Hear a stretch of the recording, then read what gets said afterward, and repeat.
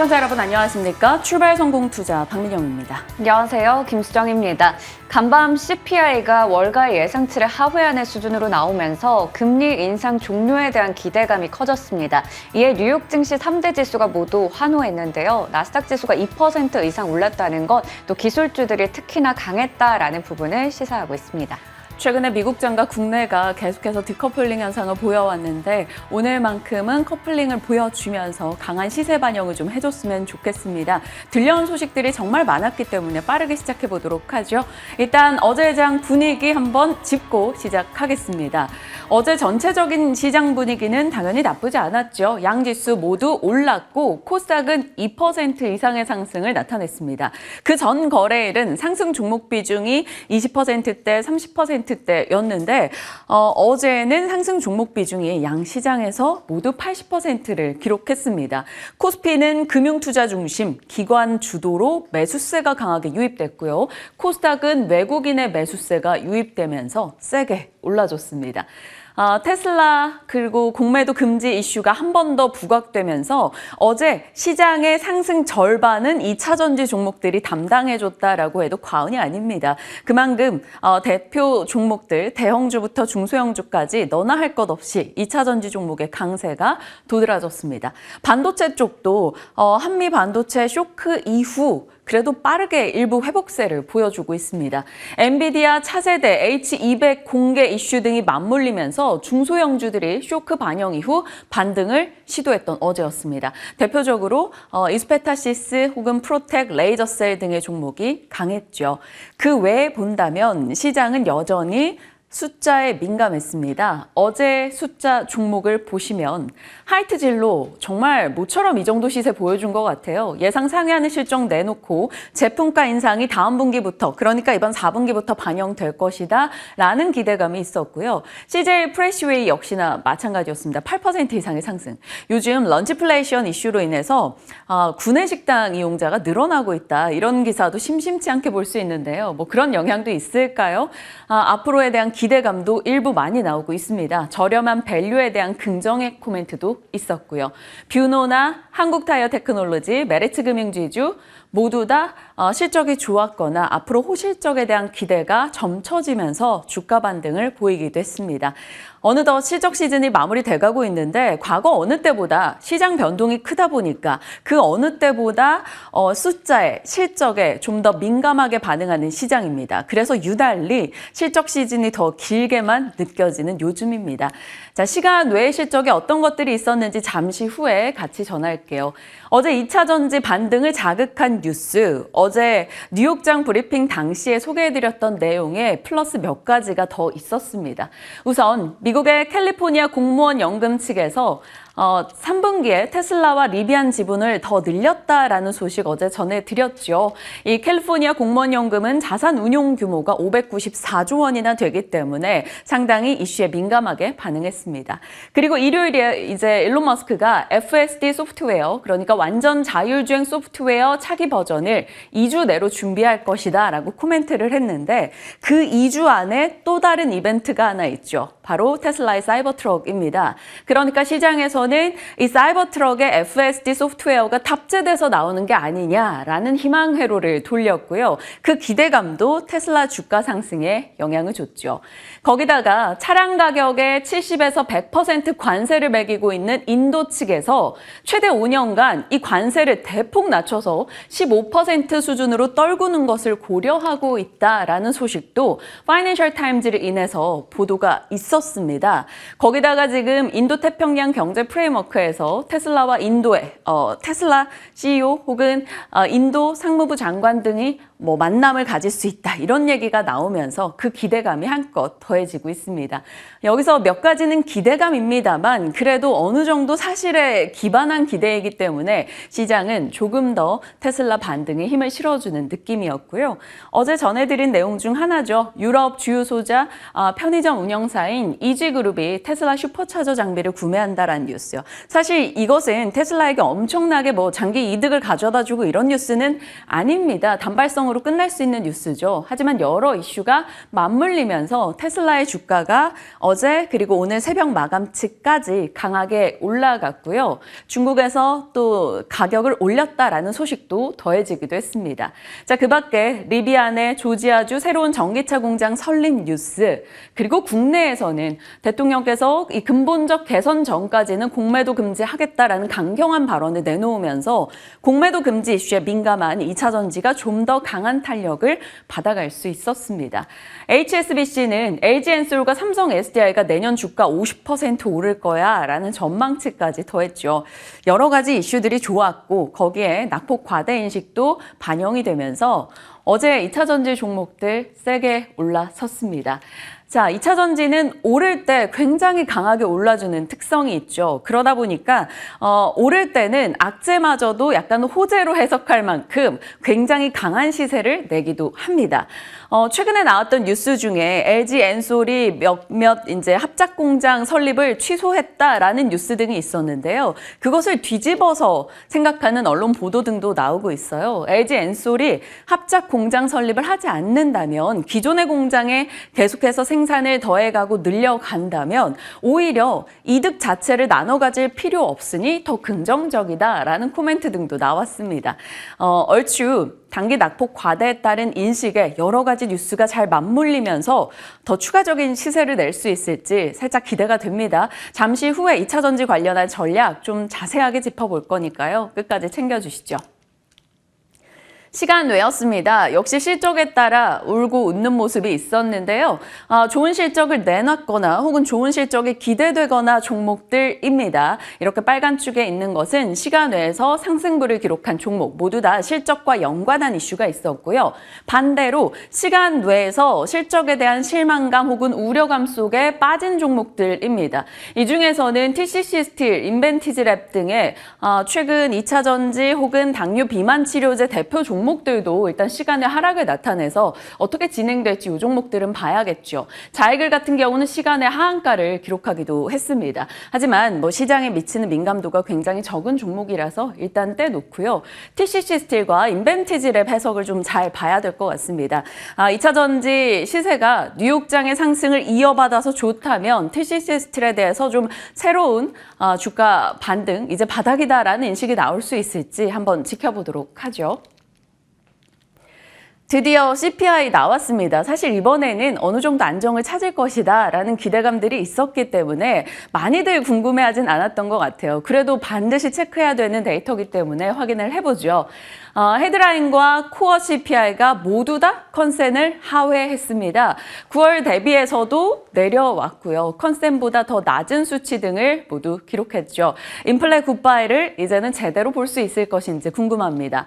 월스트리트 저널의 닉 티밀하우스가 10월 고용과 인플레를 봤더니 지난 7월이 마지막 금리 인상이었음을 확인할 수 있었다. 이런 코멘트를 내놨습니다. 그래서 연준도 이를 반영해서 다음 성명서를 어떻게 수정할지 고민해야 되는 시기다라는 이야기죠. 어느덧 인플레와 긴축은 끝이 나고 있다라는 것에 힘을 실어주는 보도였고요. 국내에서도 의견이 있었습니다. 키움의 고금리와 강달러 족쇄 무게를 덜어낼 것이다. 지금부터는 인플레 영향력이 시장에서 줄어들게 될 것이고 정치나 지정학적 영향력이 올라가게 될 것이다. 여기서 정치라는 것은 미국과 중국의 외교 관계 혹은 미국의 대선 움직임 등이 되겠죠. 국내 이슈도 마찬가지고요. 국내 공매도 관련 장세가 지속되는지 여부도 체크가 필요하다라는 코멘트 있었네요.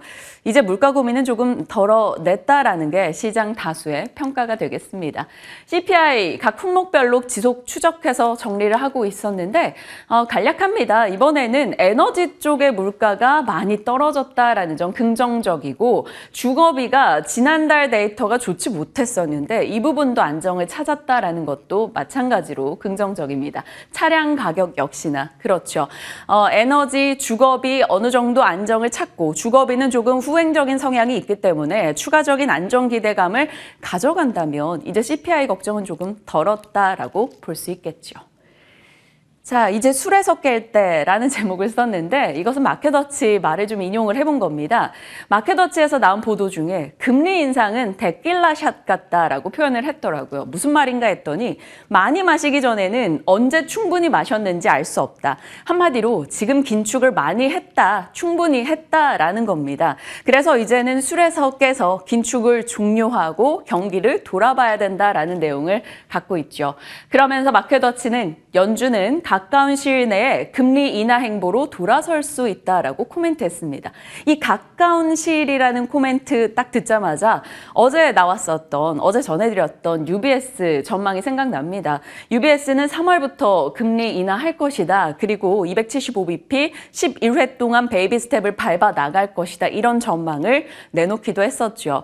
물론 골드만삭스나 모건 스탠리 측에서는 하반기 쪽으로 얘기를 하고 있습니다만 UBS 측이 맞게 될지 어떨지 지켜봐야겠습니다. 여는 총재들은 이번 데이터 긍정적이다. 물가 잡혀가고 있다. 그런데 우리는 2% 여전히 거기까지 가야 한다라는 이야기, 좀 원론적인 내용들 추가됐습니다. 자, 이렇게 물가가 잡혔다라는 소식이 들려오자마자 달러와 금리가 굉장히 민감하게 반응 보입니다. 달러 인덱스가 얼마 전에 그렇게 높게 치고 나갔었는데 오늘 장중 103을 터치하기도 했죠. 104대 기록을 보여줬습니다. 그리고 국채금리 보시면 10년물도 크게 떨어졌고요. 2년물, 5년물, 30년물까지 정말 순식간에 뚝 떨어지는 흐름을 확인할 수 있었습니다. 그래서 금리와 달러의 안정은 당연히 증시에는 위험자산 선호로 이어지다 보니까 시장의 기대가 올라갔죠. CME 페드워치 상의 데이터만 본다면 긴축도 굿바이입니다. 12월에 인상 가능성이 그래도 14.5% 정도 됐었는데 이게 0.2 수준으로 떨어졌고요. 오히려 동결 쪽이 99.8로 올라갔습니다. 그리고 내년 3월부터 인하에 대한 전망도 일부 수치지만 반영이 되고 있죠. 어느덧 이제 더 이상의 추가 금리 인상은 없을 것이다라는 게 시장의 주평이 돼버렸네요. 물론 중간에 어떤 변수가 있을지 모르겠습니다만 긍정적입니다. 자, 그리고 지금 시장에서 기대하고 있는 것이 바로 이거죠. 아시아태평양 경제협력체 정상회의. 여기서 미중 간에 어떤 이야기를 주고받을 것인가가 되겠습니다. 어젯밤에 시진핑 중국 국가주석이 6년 만에 이제 미국으로 샌프란시스코로 출발했다라는 소식이 있었습니다. 이 둘이 만남을 가지는 건 1년 만이고요. 시진핑 주석이 미국으로 가는 게 바로 6년 만인데요. 어떤 의제들이 나올 것인가 시장에서 꼽고 있는 내용들입니다. 경제, 무역, 항공, 그리고 국방안보, 선거, 기후, 보건 각 분야별로 무엇 하나 사실 중요하지 않은 건 없어 보입니다. 이번에 대화를 재개한다라는 내용 시장에서 많이 기대하는 부분이고요. 기후변화에 대해서는 이미 협력하기로 거의 이야기가 나왔고 이 마약 부분의 협력도 상당히 중요한 이슈입니다. 특히나 바이든 대통령에게는요. 이건 잠시 후에 보여드릴 거고요. 여기서 지금 시장은 미국과 중국이 서로 급한 상황이기 때문에 아마 급한 미국은 중국을 향한 제재를 줄여줄 것이고 급한 중국은 미국이 원하는 국채 사줄게 흐름을 보여줄 수 있다. 이것을 서로 기대하고 있죠. 나름 최상의 시나리오가 되겠습니다. 어떤 얘기들을 주고받을지 지켜봐야겠지만 지금까지 나오고 있는 이야기들은 몹시나 긍정적입니다. 일단 속보로 나왔던 내용이죠. 바이든 대통령 중국과 디커플링 안 하겠다. 관계 개선하겠다라고 코멘트를 받았고요. 정상적인 소통 경로로 복귀해서 교류의 장점을 누릴 것이다. 군사대화를 재개하겠다라는 내용을 담았습니다. 자, 그리고 블룸버그 측의 보도에 따르면요. 이번 아시아태평양 경제협력체에서 CEO 서밋이 있는데 여기서 시진핑 주석과 각 CEO들이 만남을 가질 수 있다. 그 기대감을 내비치고 있습니다. 일론 머스크나 또 마이크로소프트, 보잉, 시티그룹 이런 CEO들이 대거 참석하기 때문에 관련해서 어떤 코멘트가 나오는지도 지켜보자라고 하네요. 그리고 또 하나 나름 중요해 보이는 게 바로 이 블룸버그의 이 보도인데요. 이미 미국과 중국은 마약 관련해서 펜타닐 관련해서 어느 정도 합의를 했다라는 이야기가 보도됐습니다. 미국의 이 펜타닐 문제가 굉장히 심각한 사회적 이슈라고 하죠. 매년 사망자가 증가하고 하루에 150명씩 사망하고 있다라는 통계도 나오고 있습니다. 특히나 이번에 시진핑 주석이 간 샌프란시스코 좀비 도시로 유명하죠. 과거엔 실리콘밸리 도시로 유명했던 곳이 이젠 좀비 도시가 돼버렸습니다. 9월까지 사망자가 620명, 그중에서 펜타닐로 인한 사망자가 80%라고 합니다. 여기 사망자는 약물 과다 복용으로 인한 사망이고요. 그중에서 펜타닐이 80%, 어마어마한 비중을 차지하고 있습니다.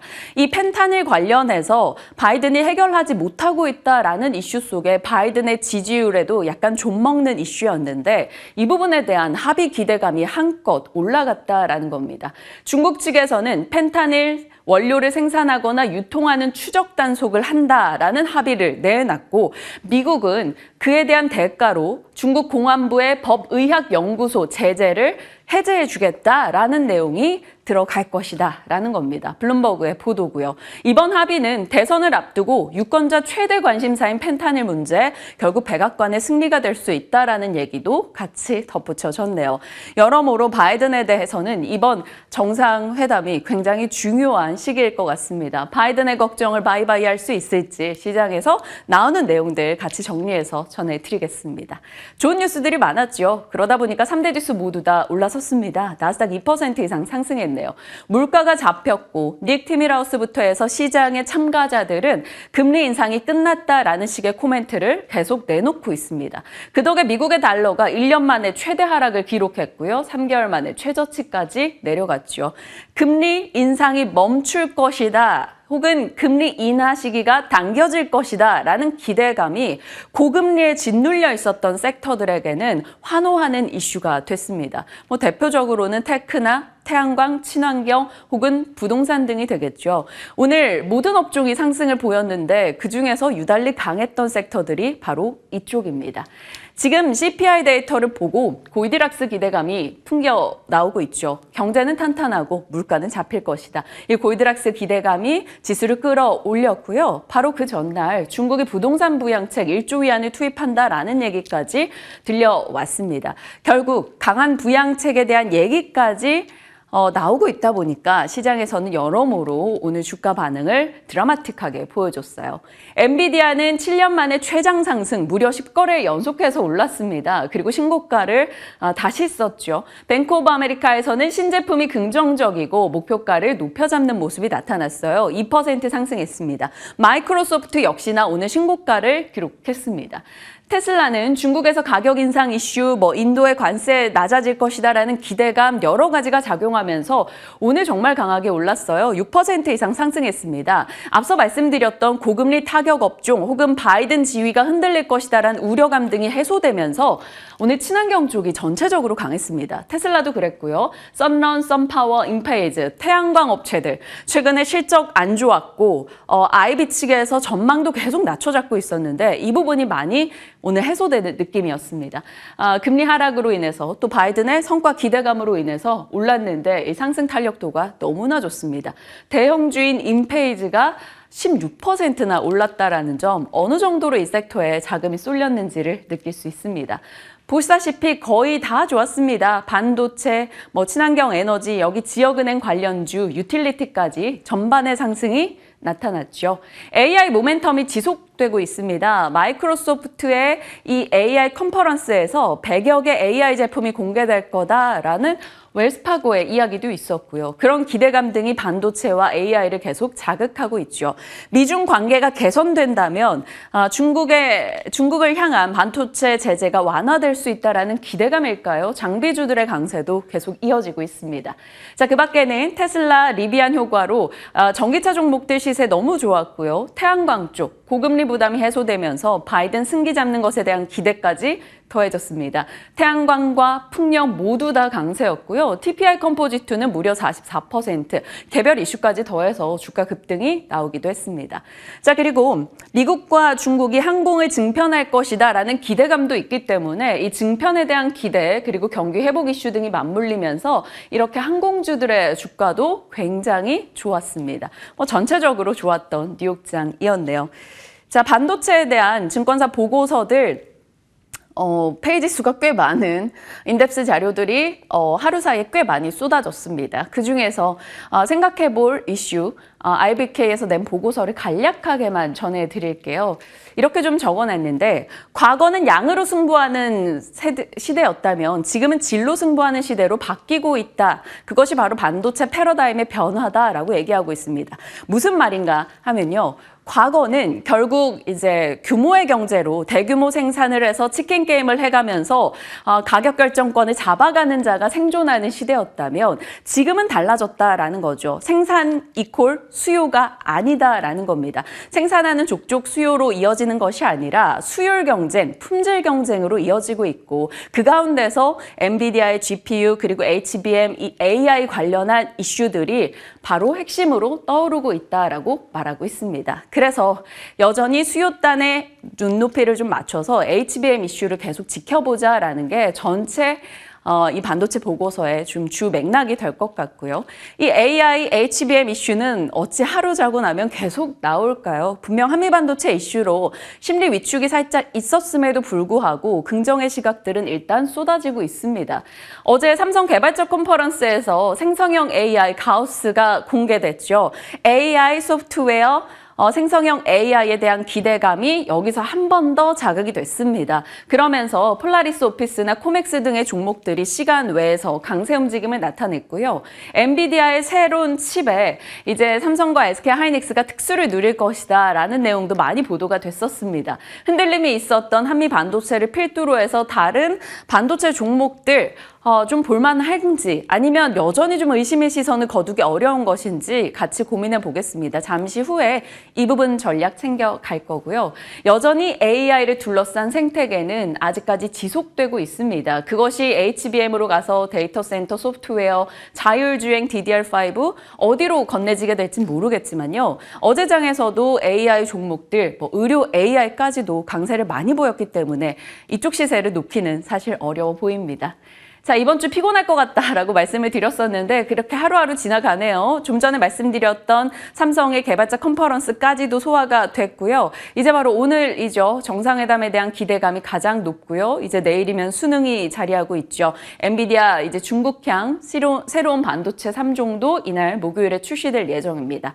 그리고 금요일은 에코프로 머티리얼즈 IPO, 미국의 셧다운 이슈까지 잘 지켜볼 내용이 많아 보입니다. 같이 호흡하면서 정리하도록 할게요. 시장에 대한 이야기였고요. 오늘 의료 AI 쪽 잡아주신다고요? 네, 앞서 AI 얘기해 주셨지만 의료 AI 관련주들 하루하루 시세를 보면 조정이 나왔을 때는 확실히 좀 담는 게 맞는 건가 이런 고민도 됩니다. 오늘 그 부분에 대해서 전략 세워볼 텐데요. 어제 의료 AI 관련주들이 다 같이 랠리를 보였습니다.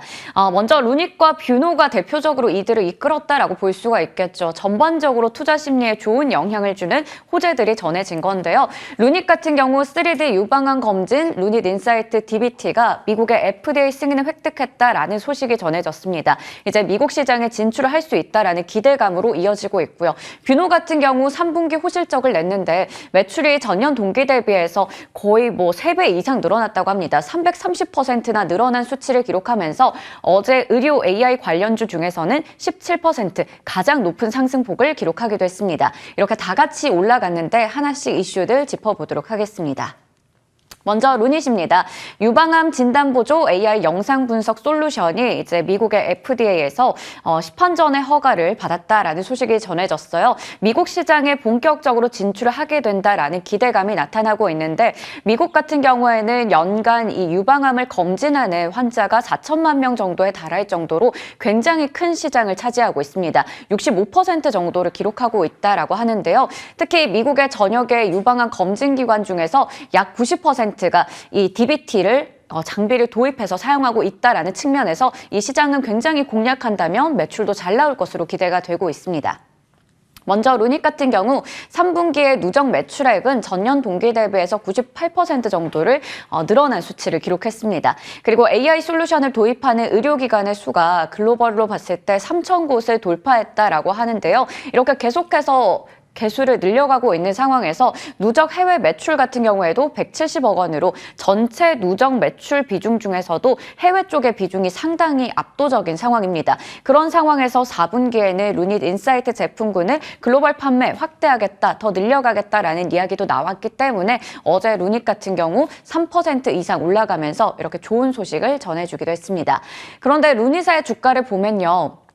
하반기 들어서 정말 긴 조정을 거쳤습니다. 9월에 보시는 것처럼 13만 원대까지 치솟았던 주가가 쭉 밀렸었죠. 그리고 최근에는 10만 원 아래쯤에서 움직이고 있는데요. 물론 이 주가도 7만 원 아래까지도 떨어지기도 했습니다. 11월 초에도 6만 원대까지 떨어졌다가 최근에 2주 동안 다시 또 반등이 나오고 있는데요. 하지만 하루하루 주가를 보면 울었다가 웃었다가 반복을 하고 있습니다. 실적 측면에서 봤을 때 아직까지 적자를 좀 이어오고 있다라는 면에서 가 아니라 이제 그저께죠. 그저께장에서는 이렇게 하락했었는데 어제는 또 호재가 나오면서 올라가고 이러한 모습들을 좀 반복해서 보여주고 있습니다. 최고점 대비해서는 지금 한 30% 정도 밀려있는 상황이고요. 10월 한 달 동안은 30% 가까이 밀려 있었고 11월 들어서는 그래도 44% 정도 상승률을 보이고 있습니다. 이렇게 하루하루 변동성을 나타내고 있는 루닛만 보더라도 의료 AI 관련주들을 어떻게 좀 다뤄야 될지 고민이 많이 되는데요. 그 부분들 잠시 후에 질문 드려보겠습니다. 자, 이번에는 뷰노입니다. 뷰노 사명이 이렇게 되더라고요. 굉장히 좀 의미를 담고 있는 느낌이 드는데 일단 3분기의 실적을 보도록 하겠습니다. 매출 같은 경우 앞서 얘기 드렸듯이 전년 동기 대비해서 330% 늘어난 수치를 기록했습니다. 물론 영업 손실 같은 경우에는 일단 적자를 지속하고 있는 기업이에요. 하지만 지금 보시는 것처럼 2분기 그리고 작년 3분기 대비해서 상당히 적자폭을 많이 줄였다라는 게 의미가 있겠죠. 올해 누적으로 봤을 때 매출도 상당히 의미가 있습니다. 연간으로 작년에 기록했던 수준을 이미 넘어섰다라는 측면에서 눈여겨볼 만하고요. 영업 손실 같은 경우에도 앞서 보셨듯이 적자폭을 많이 줄였다라는 부분이 확인이 됩니다. 의료 영상 제품군의 매출도 늘어났고 해외 매출 특히나 200%가량 늘어나는 모습을 나타내기도 했습니다. 주력으로 하고 있는 제품이죠. 뷰노메드 딥카스가 빠르게 의료 현장에 도입이 되고 있어요. 이미 10월부터 해서 여러 가지 국내 병원들에 도입이 되고 있고 계약도 마무리되고 있는 단계를 좀 거치고 있는데요. 올해 이미 목표를 40곳에서 60곳으로 올렸습니다. 그런데 그러한 부분들 초과 달성할 것으로 기대가 되고 있고요. 올해 1월에 출시했던 만성질환 관리 브랜드 하티브 쪽에도 매출이 목표를 달성했다라는 소식이 전해지기도 했습니다. 뷰노 같은 경우에는 또 다른 이제 제품들도 정말 많습니다. 4분기에도 이러한 여러 가지 의료 영상 제품들을 해외에 진출시키겠다라는 계획을 좀 가지고 있는 상황이라서 4분기에도 3분기에 이어서 매출이 증가할 것이다라는 기대감도 나타나고 있습니다. 이렇게 보시는 것처럼 뷰노메드 흉부CT AI 같은 경우 일본에서 지금 11월 기준으로 봤을 때 70개 정도 되는 병원에 이제 도입이 되어 있다고 하고요. 뷰노메드 딥브레인 같은 경우에도 미국에서 현지 영업 전략을 구체할 예정이라고 하고 앞서 봤던 뷰노메드 딥카스 지금 이제 미국의 FDA 인허가 획득을 위해서 계속해서 연구의 이제 진행을 가속화하겠다라는 소식이 전해지기도 했습니다. 앞서 봤듯이 아직까지는 적자를 좀 이어가고 있는 기업이지만 2024년에는 분기 중에 영업이익 기준으로 손익분기점에 이제 달성할 수 있다라는 측면을 사측에서는 목표로 걸고 있었습니다. 이렇게 루닛과 뷰노처럼 어제 의료 AI 관련주를 이끌었던 주역들에 대해서 좀 자세하게 이슈들을 짚어봤고요. 나머지 국내 의료 AI 기업들도 정말 대단한 이 활약상들을 펼치고 있습니다. 뷰노도 앞서 봤던 이슈 외에도 지금 AI 논문 4편이 채택됐다라는 최근의 소식들 전해졌고요. JLK 같은 경우에도 보시는 것처럼 AI 뇌졸중 진단 솔루션이 최근에 이렇게 한국보건의료연구원의 승인을 획득했다라는 소식 전해졌습니다. 이외에도 미국에서 특허를 추가로 확보했다라든지 딥바이오, 딥노이드, 인피니트 헬스케어까지 다양하게 지금 호재들을 가지고 있습니다. 호재가 말 그대로 넘쳐나는 상황인데요. 지금 이런 상황에서 하나증권에서 최근에 보고서를 냈는데 코스닥 시장에 정말 많이 밀려있는 상황에서 이러한 미래 산업들, 그러니까 어떻게 보면 좀 적자를 이어가고 있긴 하지만 미래 성장성이 꽤나 큰 쪽에 대해서는 비중 확대 의견을 제시하고 있었습니다.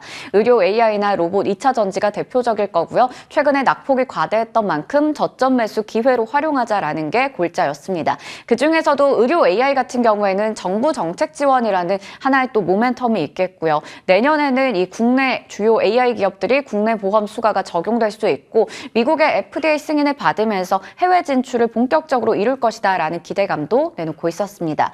중소형 의료 AI 업종 중에서는 딥노이드, JLK, 뷰노를 보고 있었습니다.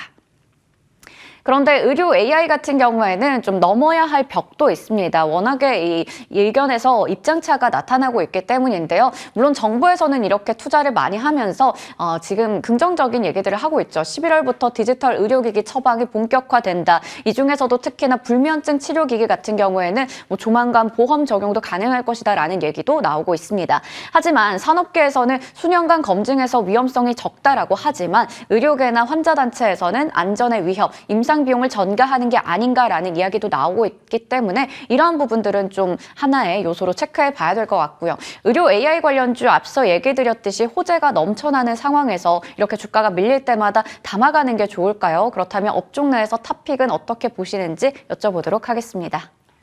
사실 오늘 저희가 다뤄볼 섹터 이슈들이 정말 많은 분들이 궁금해할 만한 내용들이라서 굉장히 힘든 자리에 이분을 모시게 되겠네요. 김민진 차장님과 전략꽃장 이어가시죠.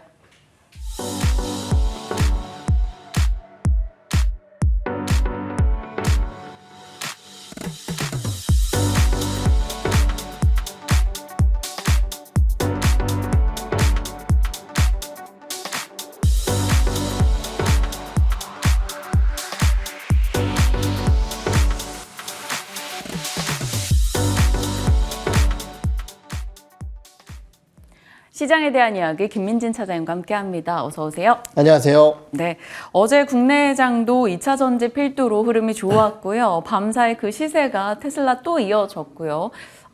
마이크로소프트, 엔비디아 신고가 기록했습니다. CPI 환호하는 시장이었는데 시장 어떻게 판단하시는지 간략하게 시장 전략 먼저 주세요. 네, 사실 CPI의 시장 영향력이 얼마나 될까.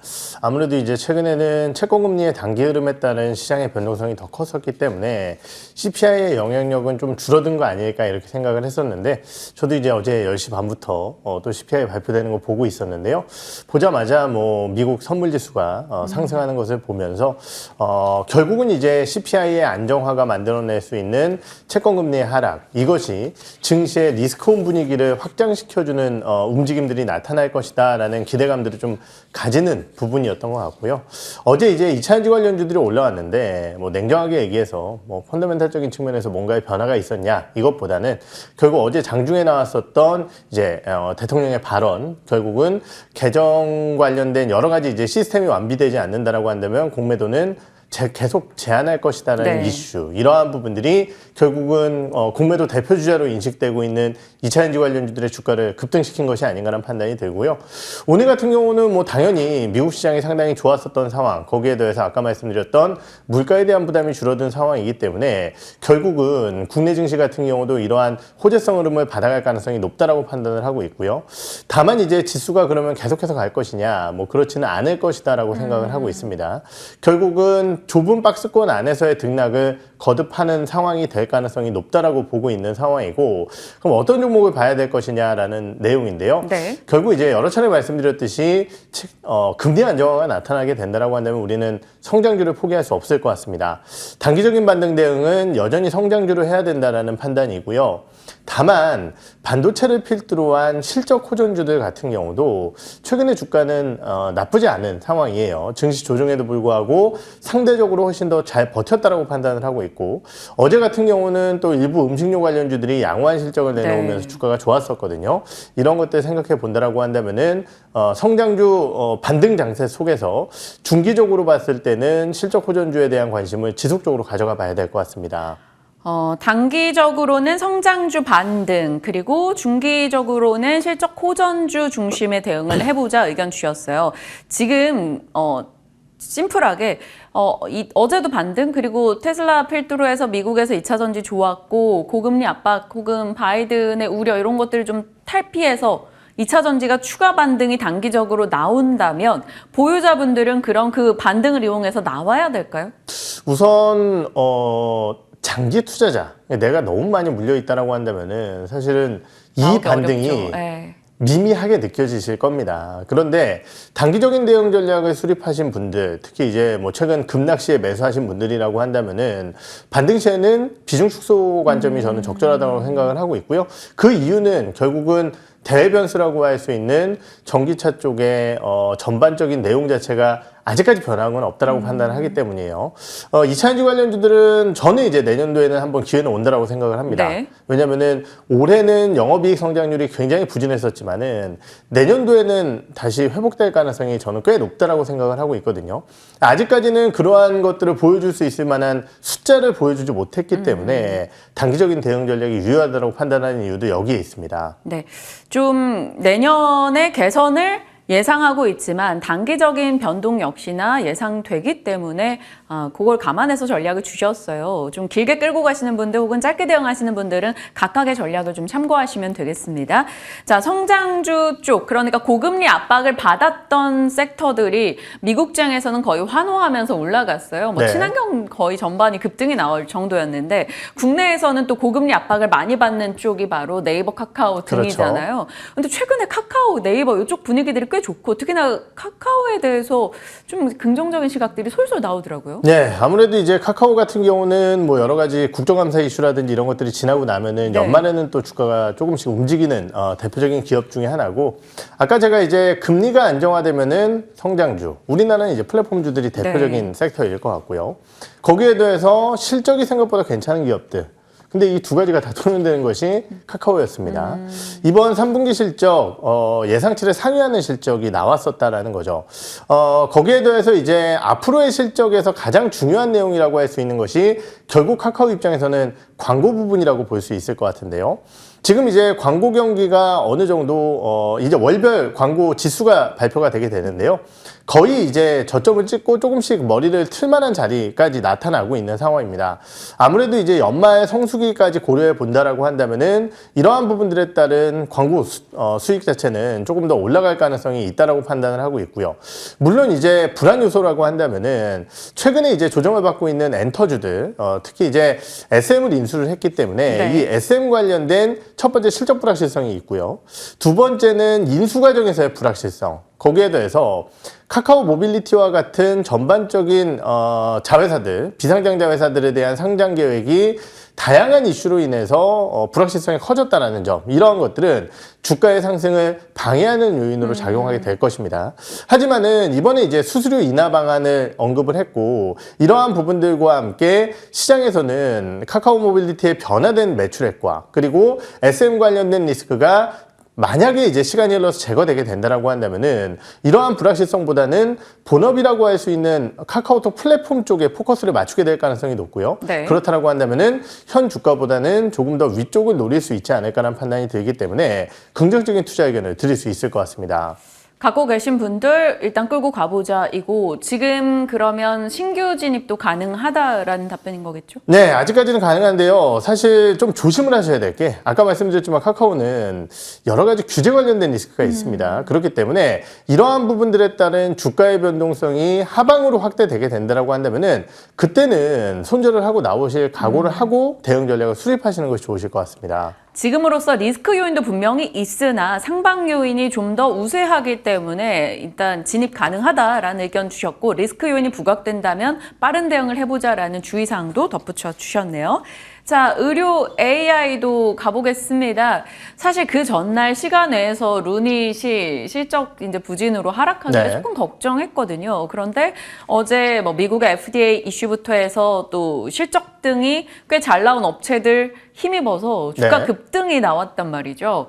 의료 AI 종목들 조정 시 매수가 맞는 건가요, 언제나? 사실 이제 4인 4색 매력이라고 제가 맨날 말씀을 드리는 것 같은데, 루닛, 뷰노, 딥노이드, JLK, 이 이 네 개, 4인 4색. 그죠? 이 네 개 기업이 아무래도 이제 가장 많은 증권사들이 커버리지를 하고 또 개별적인 매력도가 있는 기업들이기 때문에 이 기업들에 대한 관심도는 뭐 지속적으로 가져가야 된다는 말씀을 드렸었던 것 같고요. 특히 이제 의료 AI 쪽 같은 경우는 우리나라의 기술력 자체가 사실은 우위에 있다라고 저는 경쟁 우위에 있다라고 생각을 합니다. 네. 그렇기 때문에 이러한 부분들에 따른 관련주에 대한 매력도는 유효하기 때문에 뭐 조정 시에는 관심 있게 지켜보자라는 말씀을 드리겠고요. 뭐 잘 아시다시피 이제 루닉 같은 경우는 유방암 관련된 미 FDA 승인이 있었고요. JLK 같은 경우는 사실은 약간 불미스러운 이슈가 있긴 했었습니다. 뭐 잘 아시다시피 미등기 임원 두 분의 주식 매각 이슈가 주가를 급락시켰었는데요. 회사가 굉장히 빠르게 진화에 나섰어요. 지금 자사주 매입이라든지 이런 것들. 그리고 네. 비급여로 가장 먼저 지정이 됐기 때문에 보험 수가까지 결정이 됐죠. 이러한 부분들에 따른 실적 호조를 기대할 수 있을 것 같고요. 뷰노 같은 경우는 뭐 오늘 아침에 브리핑으로 확인하셨겠지만은 실적, 매출액이 빠르게 늘어나는 모습을 보이고 있고요. 거기에 미국 의료기기 승인 이슈도 있습니다. 거기에 대해서 마지막으로는 딥노이드인데요. 딥노이드 같은 경우는 산업용 쪽에서 수주를 늘려나가고 있는 가운데 시가총액이 가장 작다라는 장점이 있어요. 그렇기 때문에 이 4개의 기업 같은 경우는 아무래도 시장 내에서 의료 AI 기기 쪽에 대장 역할을 하고 있는 기업들이기 때문에 조정 시에는 관심 있게 좀 지켜보는 게 좋을 것 같고, 다만 이런 기업들의 리스크 요인은 뭐냐면은 돈을 벌기 시작할 때 오히려 조심을 해야 됩니다. 왜냐면은 그때부터는 밸류에이션을 논하게 될 것이거든요. 그렇기 때문에 아직까지는 뭐 실적이 안 좋더라도 원래 안 좋은 기업들이기 때문에 크게 영향을 받지는 않을 가능성이 높다라고 판단하고 있고, 현재는 대응 구간이라고 생각하고 있습니다. 재밌네요. 정말 4인 4색의 매력을 갖고 있는 의료 AI 종목들 얘기해 주셨고, 충분히 대응 가능하고, 장기적으로 봤을 때 실적이 찍히는 순간부터는 이제 밸류 평가가 들어가기 때문에 그때부터는 조금 조심해 보자라는 의견 주셨네요. 또 역발상 코멘트도 같이 더해 주셨습니다. 이제 차장님의 픽 보겠습니다. 안 그래도 오늘 반도체를 꼭 하고 싶었거든요. 근데 네. 시간이 부족했는데 차장님이 픽으로 골라주셨어요. 반도체, HBM, 한미반도체, 그리고 뭐 파도 등의 이슈로 인해 살짝 심리 위축이 있었습니다. 네. 그리고 밸류 논란도 나오기도 했고요. 이쪽에 대한 코멘트 작게 부탁드리고 오늘 탑픽 주세요. 네, 사실은 너무 주가가 올라갔기 때문에 걸림돌이 될 만한 이슈가 한두 개 나오면 주가는 흔들릴 가능성이 있습니다. 네. 그것이 이제 대표적으로 한미반도체의 실적 부진이 아니었을까라는 생각이 드는데요. 또 어제 흐름을 살펴보게 되면은 엔비디아가 H200 신제품을 먼저 공개를 하게 되면서 이수페타시스를 필두로 한 ISC와 같은 종목군들 오히려 급등하는 모습을 보였고요. 거기에 대해서 이오테크닉스 실적이 굉장히 안 좋았었거든요. 그런데 6% 이상 하락했었던 주가가 어제 낙폭을 다 줄이면서 마무리가 됐다는 거죠. 그렇다고 한다면 여전히 HBM 관련주 시장에 관심을 받고 있다라는 판단을 해볼 수 있을 것 같고요. 그러한 측면에서 봤을 때 저는 HBM 쪽에 포커스를 맞출 수 있는, 하지만 주가는 굉장히 많이 빠져있는 IMT라는 종목을 한번 들고 나와봤습니다. IMT 어떤 업체인지부터 잡아주시죠. 네, 지금 IMT라는 기업은 반도체 전후 공정 장비를 하는 기업인데요. 크게 이제 장비는 두 가지 정도를 볼 수 있을 것 같습니다. 뭐 장비의 이름까지는 말씀을 안 드리겠고, 하나는 이제 건식 세정 쪽, 세정 장비 쪽에 사용되는 장비를 하나 만들어내고 있고요. 하나는 이제 CO2 제거 장비를 만들어내고 있는데요. 두 개의 장비가 하나는 후공정 테스트 쪽에 들어가는 장비고요. 하나는 이제 HBM 쪽에 수율을 높일 수 있는 장비입니다. 그렇다고 한다면은 결국은 이 두 개 모두가 지금 반도체 섹터 내에서 가장 관심을 받고 있는 섹터에 진입을 할 수 있다는 측면이고요. 현재 주가가 부진한 부분은 아직까지 이러한 장비들이 본격적인 진입, 고객사 진입을 하지 않았다는 부분 때문이 아닐까라는 판단이 드는데요. 연말을 시작으로 해서 내년까지 주요 고객사들에게 이 장비들에 대한 콜 통과라든지 물량이 늘어날 것으로 예상되고 있기 때문에 현재의 주가는 좀 과도하게 하락한 것이 아닐까, 이렇게 판단을 해봐야 될 것 같습니다. 그러면 가격 라인 어떻게 잡아볼까요? 네, 가격 전략은 목표가 26,600원 선 제시를 해드려보도록 하고요. 손절가는 15,500원 선 말씀을 드리겠습니다. 네, IMT 이야기해 주셨습니다. IMT 저희 IM 신뢰하도록 하겠습니다. 네. 민진 차장님과 시장과 종목에 대한 얘기 담아봤네요. 고맙습니다. 네.